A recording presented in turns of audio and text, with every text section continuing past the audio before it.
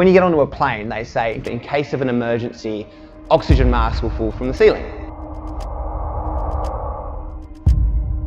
Then they say put yours on first before helping others. And I think it's so true to life, be it professional, be it personal. You have to look after yourself before you can help others. And that's what my story has been. I'm Sebastian Terry. I'm an international keynote speaker, an author, TV host of my own reality show, and founder of 100 Things and Kindsome. Well, it was the death of a close friend that spurred Seb Terry to ask himself the big question, how do I live a life without regret? If today was my last day here, could I look back at everything that I've done up to now and be really happy and proud, knowing that I wouldn't change anything?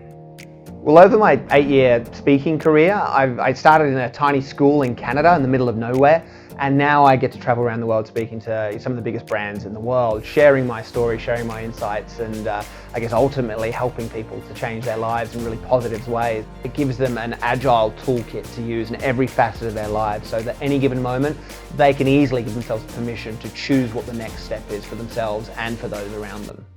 The moment I was told my life was in jeopardy was the first moment I ever gave myself permission to consider my own version of happiness. A split-second decision that anyone can do that allows them to tap into and understand their values, the things that turn them on inside, the things that really light them up. The bedrock of a meaningful list is understanding values. Understanding your values, understanding your family values, understanding the values of your organization, and of course, understanding the values of your clients. Retrospectively, what I've learned is that my story really isn't about my list and the things I've achieved. It's simply been a vehicle for me to understand who I am on a deeper level. And the secret, I think, to being a happy person, a happy workplace, a productive workplace that really offers something special to other people, I think it's when we realize who we are and then simply be ourselves. Passion inspires passion. Imagine a world where everybody is passionate about the things that they do. You, family members, people in the organization, your clients. Imagine if everyone's passionate, or you're able to get that out, find what they're passionate about. I deliver 2 keynotes. One is 100 Things, which is centered around my story of creating a list and pursuing that. And that story has very naturally gone to a place where I've now become a lot more helpful and resourceful and productive for other people. So now it's about helping, and that of course is what the Kindsome keynote is about. We all innately have the desire to help someone. The issue is that we can't often find the opportunity.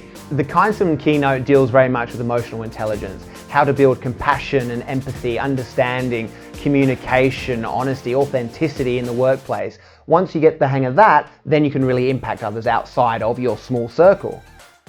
This isn't a typical keynote, it's more of an opportunity for those in the room to give themselves a moment to really see if they're on course. A lot of us either help ourselves too much or try and help other people too much, and of course this is about balance.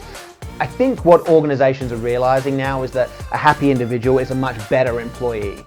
And so if you really kind of focus on the mental state, the work-life balance of your employees, the productivity rates go through the roof, retention of course increases, and it's just a general happier workplace to be in. The untapped potential of human connection can be the difference between a life well lived or a business well led. Companies go through so much change nowadays, and trying to overcome adversity is something that's really common. But if you have a safety net of knowing why you're doing what you're doing, the how will become much more clear and much more apparent. I'm very fortunate now to be in a position where I get to speak to workplaces about how to make social impact. You've got to have fun. It's the best way to learn anything. And if you can walk out of a conference hall and say, I couldn't stop laughing and now I'm so inspired and I'm about to take action, that's what you're after. This isn't a story of one man telling everyone what he's done on a list. Far from it. This is about purpose. This is about growth. This is about connection. I wanted to, number 23 on my list, deliver a baby. Now, can I talk about this? The science around helping people is staggering. It makes you a better person. It makes you happier. You live longer. Your heart is healthier. There's a decrease in disease. I mean, it's endless and it's factual. So if you're able to incorporate that into your workplace, you're doing something pretty special. In the same way, the best way to learn to ride a bike is to ride the bike, not just watch someone do it. I now run a lot of these workshops, which have been really, really successful over the past few years. The idea, of course, is if you use the analogy that our life is like a wheel, the spokes are the things that make this wheel strong. In this ideal world, what are your pillars? What are the things that make you, you? What are the things that without, you just wouldn't feel like yourself? And then at the end of the workshops, people are told to take action. So you're going to do it this week? You're going to action that? Today. Today? That's one. Okay. I can be your accountability buddy. All right. All right? Great. People have re-inspired their lives. They've re-engaged in their workplace. They've re-inspired their own careers.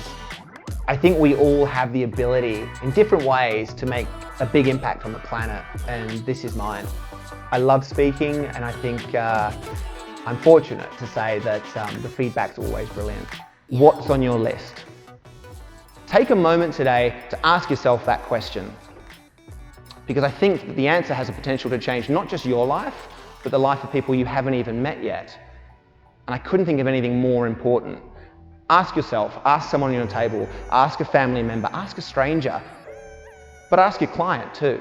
Because if you understand the values and they're aligned, magic can happen. And that's what we're here to do, create magic. So thank you so much for listening. I appreciate it. Thank you.